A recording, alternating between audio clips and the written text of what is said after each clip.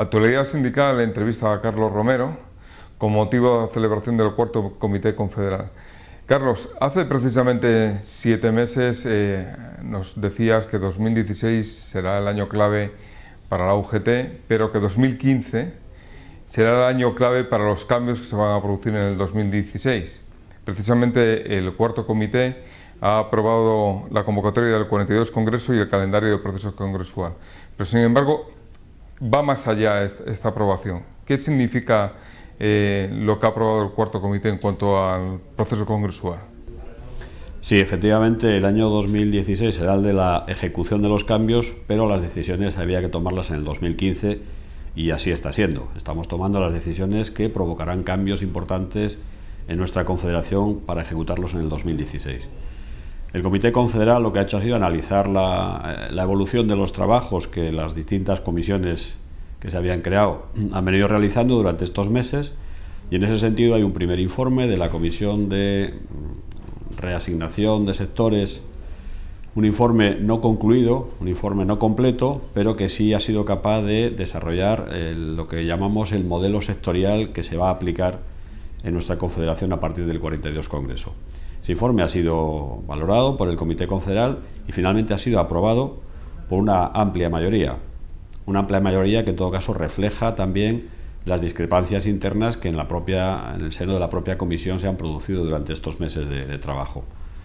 Bueno, hay que decir con claridad que no todas las federaciones ven de la misma manera este proceso de integración y de reducción de las 6 federaciones actuales a 3 que seremos en el futuro.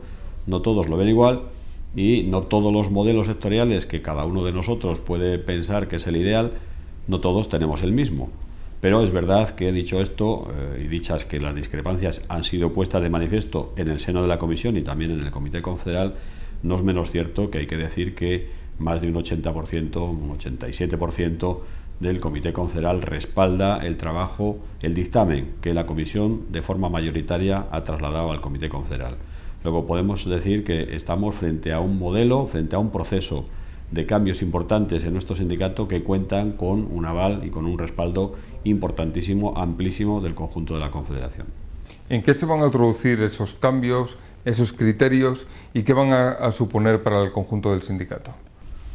Bueno, el propio texto que aporta el grupo de trabajo al Comité Confederal ya viene a remarcar que el objetivo principal de estos cambios organizativos internos lo que pretenden es acercar el trabajo del sindicato a los que va destinado, a los trabajadores, a nuestros cuadros, a nuestros militantes, a nuestros delegados, porque es verdad que estamos en un momento en el que los cambios que se están produciendo en la sociedad también obligan a que el sindicato se adapte a esos nuevos tiempos. A los cambios que se provocan en la sociedad también van a provocar cambios en el sindicato. Tenemos necesariamente que estar mucho más cerca de los trabajadores, mucho más cerca de nuestros delegados, y eso exige que nuestra estructura se adapte a ese nuevo modelo de funcionamiento. Y para que esa estructura se adapte, tenemos que conseguir que las federaciones tengamos la suficiente fortaleza como para cumplir nuestras responsabilidades, como para cubrir nuestro ámbito de trabajo. Y eso requería necesariamente un proceso de concentración, de reducción de estructuras. Reduciendo la estructura estaremos también recuperando recursos, liberando recursos para destinarlos al trabajo sindical, a la acción sindical. Y esa es la principal filosofía que encierra este nuevo modelo: reducir estructura para ampliar nuestro campo de acción en el ámbito de la empresa, en los lugares más cercanos a donde se desarrolla el trabajo. Porque el día a día nos obliga a estar mucho más cerca de nuestra gente y poder con ellos compartir los debates, la toma de decisiones y la defensa de aquellas posiciones que como sindicato queramos defender. Y eso nos obliga a adaptarnos a estos nuevos tiempos.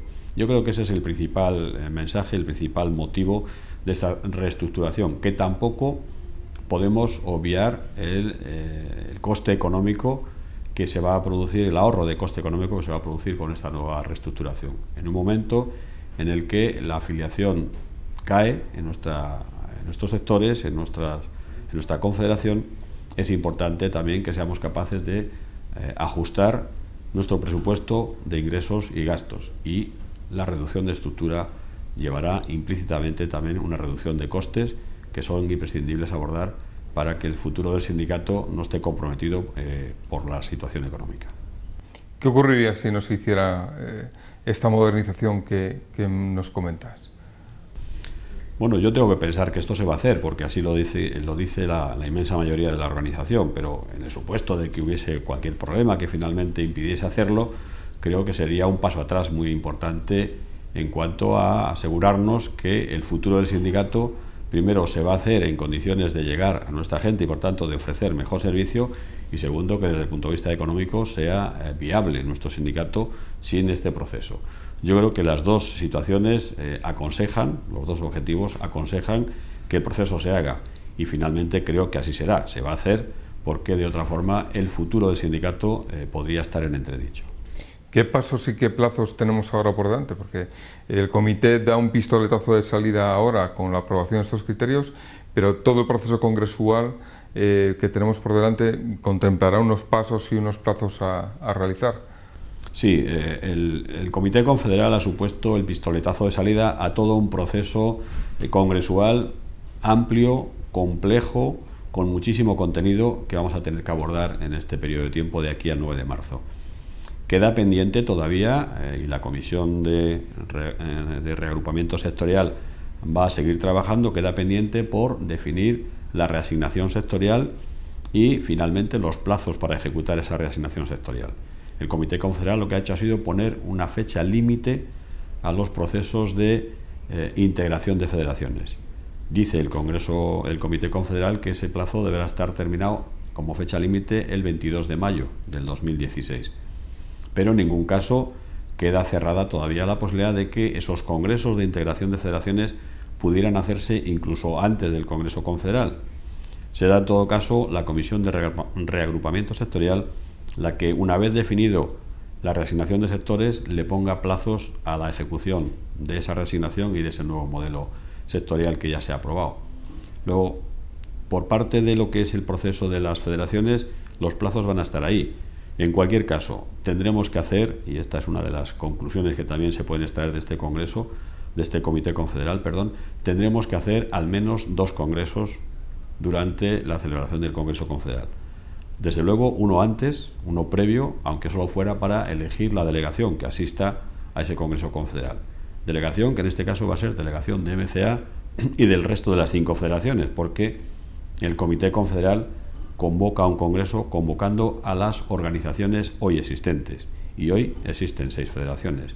Luego, al Congreso Confederal, las 6 federaciones deberán hacer al menos un congreso para elegir delegados, y queda pendiente ver si ese congreso también podremos aprovechar para hacer ya la integración de federaciones, o esta se pospone para después del Congreso Confederal. En cualquier caso, 2 congresos habrá, y entre medias un Congreso Confederal que va a tener que abordar muchísimos cambios. Así que previamente tiene que haber una reasignación de los sectores que se adjudicarán a las federaciones resultantes, a las nuevas federaciones que compondrán UGT. ¿Qué plazo tenéis para llevar a cabo esa reasignación antes del Congreso? Bueno, lo que ha venido a decir la resolución del Comité Confederal es que tendrá que estar hecha esta reasignación también, como muy tarde, frente a la celebración del próximo Comité Confederal ordinario, que sería allá por el mes de noviembre. Yo espero que esto lo podamos tener aclarado en septiembre, porque al mismo tiempo eso nos permitiría a la Federación, a MCA, decidir en septiembre si lo que convocamos para celebrar antes del Congreso Confederal es un Congreso extraordinario o un Congreso ordinario. Y esto va íntimamente ligado. Si tenemos decidida la reasignación de sectores, nosotros podríamos plantearnos hacer el Congreso ordinario, es decir, un Congreso ordinario que incorporaría también la integración de las 2 federaciones en una sola. Eso lo podríamos hacer en el mes de febrero, previo al Congreso Confederal. Si por el contrario no hemos sido capaces de acordar esta reasignación de sectores antes del mes de noviembre, y el Congreso hubiera que convocarlo en noviembre, por plazos ya el Congreso no podría ser ordinario, y por tanto estaríamos obligados en el mes de noviembre a convocar un Congreso extraordinario para celebrar en el mes de febrero, y ese Congreso extraordinario únicamente podría dedicarse a elegir los delegados que participen en el Congreso Confederal, de manera que entonces el Congreso de Integración obligatoriamente habría que ir para después del Congreso Confederal. Por dejar las cosas claras, ¿de qué 3 federaciones resultantes estaríamos hablando? Y en el caso concreto de MCA, ¿quién es nuestro compañero de viaje? ¿Cuáles serían nuestros objetivos sectoriales? Es decir, ¿qué trabajadores serían los trabajadores de los que tendríamos responsabilidad?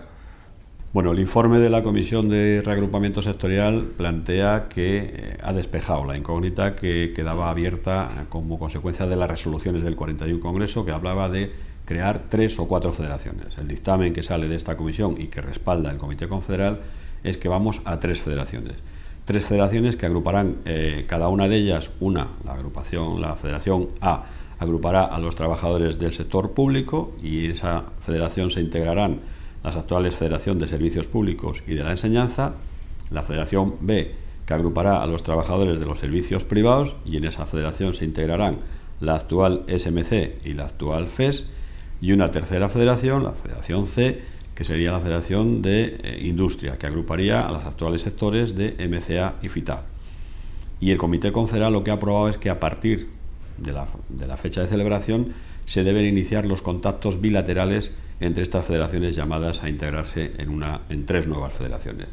Luego, a partir de aquí, se iniciarán formalmente los contactos entre MCA y FITAC, que a través de 2 delegaciones deberemos ir aclarando y cubriendo todo un trabajo que hay que desarrollar para que cuando se llegue el momento de la celebración del Congreso de Unificación, todos los aspectos que tienen que ver con la unificación estén aclarados. Y entre ellos está, lógicamente, qué modelo sectorial se va a aplicar en esta nueva Federación de Industria, con la presencia, en este caso por parte de FITAC, de secciones sindicales estatales, que en el caso de MCA no tenemos, pero bueno, el documento, la resolución, hace compatible la existencia de estos 2 modelos, y ahora lo que tenemos que ver es cómo se integran esos 2 modelos, a qué volumen de ejecutiva nos estamos encaminando, cuántos sectores van a componer la nueva federación, cuántos representantes, por tanto, de esos sectores formarán parte de la nueva Comisión Ejecutiva Federal. Bueno, hay por delante todo un trabajo amplio de aclaración, de debate, de consenso, para conseguir que las propuestas de la Comisión de Propuestas vayan al Congreso de Unificación sean propuestas que vengan previamente pactadas, consensuadas entre las 2 federaciones, para con ello conseguir un Congreso ordinario, un Congreso de integración razonable y alejado de la crispación que en este momento todavía se da. En comparación con nuestros compañeros de comisiones que también están en un proceso de modernización, parece que nosotros vamos varios pasos más allá del proceso en el que ellos están inmersos. Sí, yo comparto la opinión que nuestro secretario general manifestaba en el Comité Confederal. Cándido Méndez decía que la UGT otra vez va por delante intentando organizar nuestro sindicato para los próximos 20 años. Yo creo que esto va a ser así, es decir, tenemos que necesariamente interpretar hacia dónde la sociedad demanda que los sindicatos orientemos nuestro trabajo. Y creo que con esta decisión estamos entendiendo perfectamente que los trabajadores, las empresas, los sectores demandan un sindicalismo más cercano. Y en este caso, las modificaciones internas que se van a producir van a conseguir tener un sindicato más cercano, mucho más pegado al terreno, y yo creo que con eso efectivamente tomamos la iniciativa sindical en este país para los próximos años. Todo este cambio organizativo encima se produce en un proceso de renovación de la cúpula de UGT, encabezada precisamente por su secretario general, que ya ha manifestado que no se va a presentar a la reelección, y un proceso de renovación generacional que el propio Cándido ha manifestado que, a la vista de cómo están compuestas la mayoría de las ejecutivas, de las estructuras territoriales y federales, también se va a producir en el resto del sindicato. ¿Cómo ves todo este cambio y cómo se va a engranar ambos procesos? Sin duda que es un proceso que va a ser complejo, porque es verdad que están en juego muchas de las decisiones que cualquier organización democrática como la nuestra toma cada 4 años. Y en esta ocasión es verdad que en este próximo Congreso van a coincidir todo un proceso interno de modernización del sistema organizativo de nuestro sindicato, y además el relevo del secretario general, que lo ha sido durante los últimos 22 años. No es un tema baladí, no es un tema menor, y por tanto se trata de sustituir a una figura ya histórica dentro de la UGT, como es el actual secretario general, nuestro compañero Cándido Méndez. Eso hace que el trabajo sea todavía, si cabe, más apasionante. Se trata de buscar a la persona, al equipo que sea capaz de dirigir este sindicato y que sea capaz, sobre todo, y yo creo que esto es lo más importante, de integrar estos cambios organizativos que van a hacer del sindicato un nuevo sindicato. Si tuviera que apostar por cuál es más importante, creo que en estos momentos yo me inclinaría por decir que lo importante es el nuevo equipo que va a salir al frente del sindicato después del 42 Congreso, porque va a tener ante sí dos responsabilidades. La primera, la de sustituir a Cándido Méndez, que no es un tema menor, pero sobre todo la segunda, y para mí más importante, que es integrar en la tarea, en el día a día de esa nueva comisión ejecutiva, la puesta en marcha de todo un modelo organizativo nuevo que desde luego necesita rodar, necesita engranar, necesita ir poco a poco implantándolo en toda la estructura del sindicato, desde arriba hacia abajo, que es como se han producido, por cierto, todas las últimas renovaciones en nuestro sindicato, desde arriba hasta abajo. Así empezamos recuperada la democracia en nuestro país, con una confederación que se empezó a organizar de arriba hacia abajo, y seguimos en ese modelo de modernizar el sindicato, implantando los cambios desde arriba hasta abajo. Y ese es un trabajo que va a necesitar tiempo. Por eso creo que lo importante de este Congreso, más allá de las quinielas, más allá de las curiosidades por poder saber quién puede ser la futura persona que se encargue de dirigir el sindicato, creo que lo importante es contar con un equipo de trabajo, un equipo de dirección que integre, primero que asuma las resoluciones del 42 Congreso y que sea capaz de desarrollarlas en el menor plazo posible y de la forma más consensuada posible. Y parece que en la próxima Comisión Ejecutiva Confederal podría, si así lo aprueba el Congreso, que participaran los secretarios generales de las nuevas federaciones. ¿Qué supondría ese cambio? ¿Qué se pretende con la introducción de los propios secretarios generales de las federaciones en la dirección del sindicato a su máximo nivel? Efectivamente, esa es una de las conclusiones a las que ha llegado la otra comisión que ha estado trabajando durante este tiempo. La comisión que ha estado trabajando sobre la reestructuración de las uniones de comunidad autónoma y todas las estructuras confederales ha identificado una serie de cambios que son necesarios hacer y ha identificado una serie de propuestas que llevarían implícito modificar nuestra normativa interna, nuestros estatutos confederales. Entre ellas está la posibilidad de que los secretarios generales de las federaciones se integren tanto en la Ejecutiva Confederal como en las ejecutivas de las uniones de comunidad autónoma. Y esto necesariamente exige toda una adaptación de nuestra normativa, de nuestros estatutos a esa nueva realidad. En la práctica, ¿qué significa esto? Pues tiene mucho que ver también con la otra gran decisión que se tiene que tomar en esta confederación, que es la de optimizar los recursos intentando mancomunar muchos de los servicios que presta el sindicato.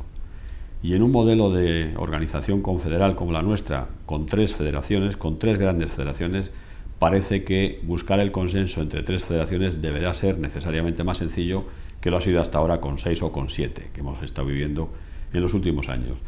Y además de eso, la incorporación de los secretarios generales en las ejecutivas que van a tomar esas decisiones parece que simplificarían también ese proceso de diálogo, de consenso, de mancomunar servicios, de decisiones de mancomunar servicios.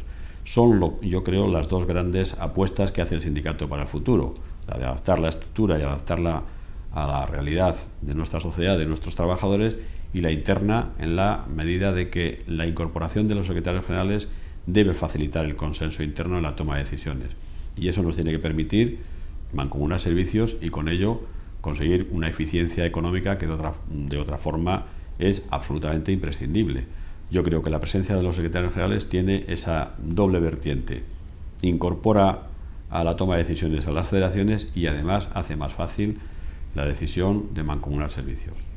Carlos, comentábamos también antes que previamente al Comité Confederal se habían producido ciertas discrepancias que se han puesto también de manifiesto en el propio comité y que augurabas tú que naturalmente podrían producirse fricciones en el proceso congresual y previo al Congreso Confederal. ¿Cómo crees tú que podremos superar esas diferencias y en nuestro caso cómo las debemos superar con nuestros compañeros de FICTAC en ese proceso del que hablamos?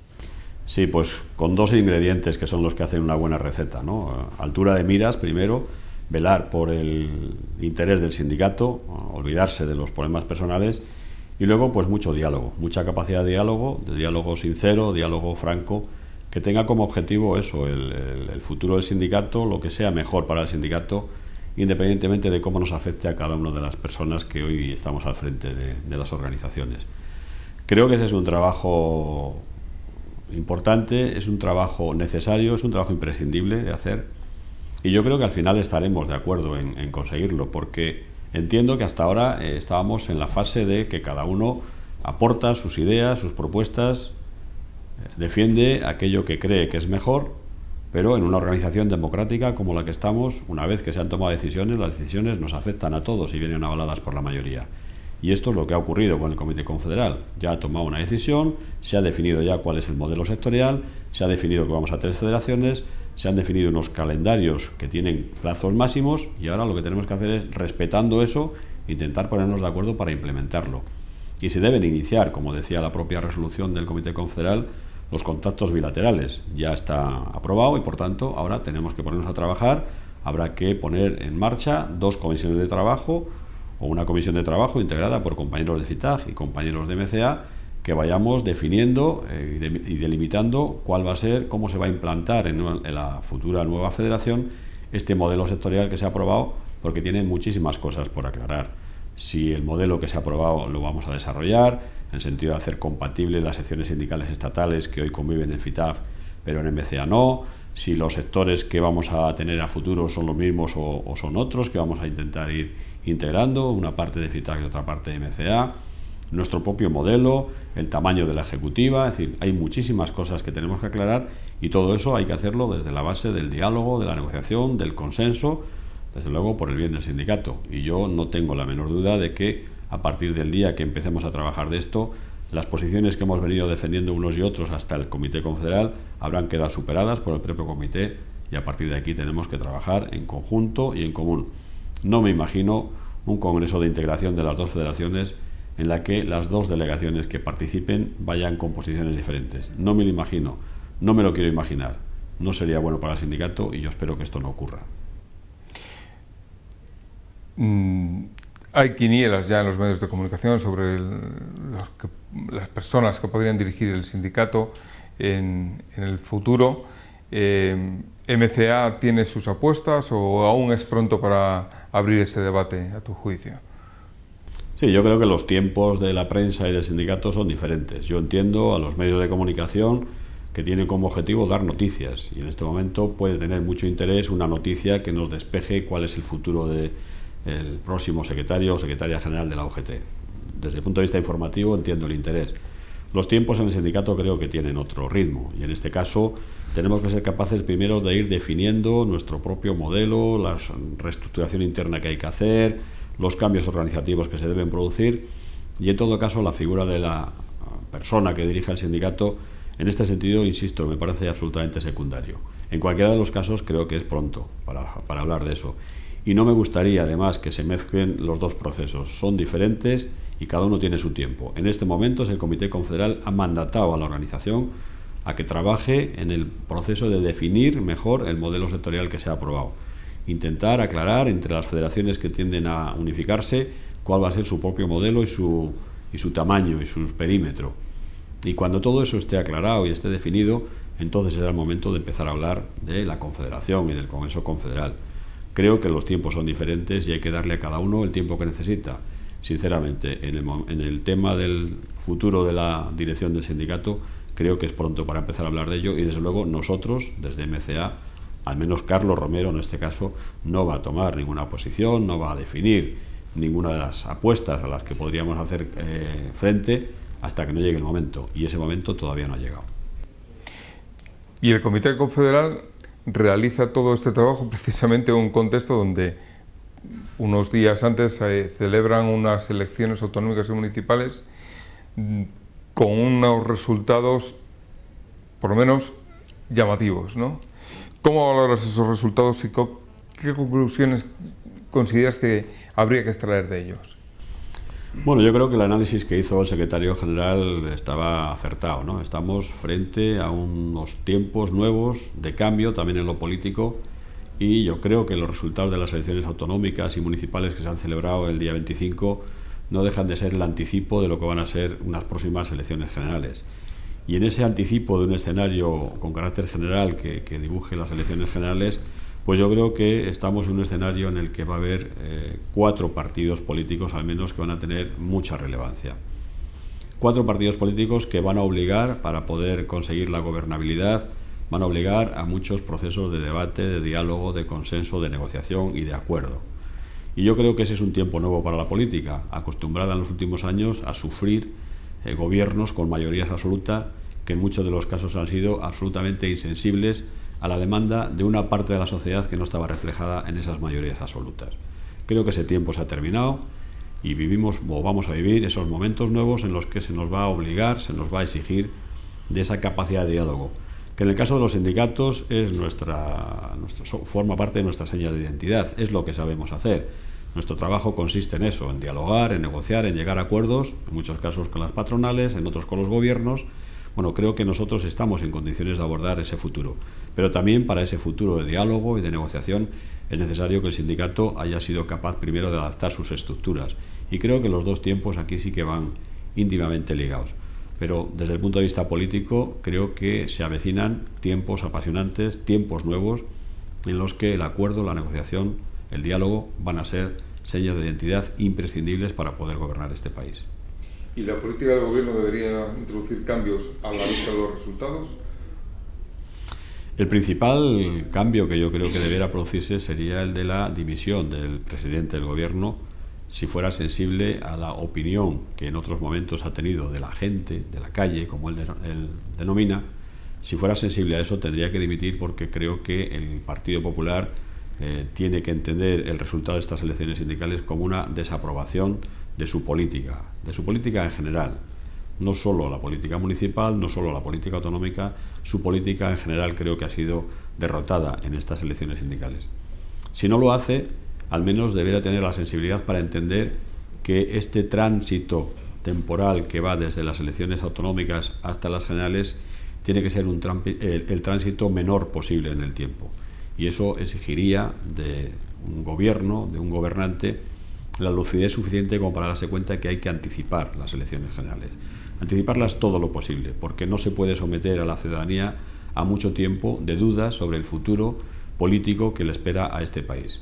Tenemos que ser capaces de definir cuanto antes cuál va a ser el mapa político y cuáles van a ser los actores que van a tomar decisiones que afecten al conjunto de la ciudadanía.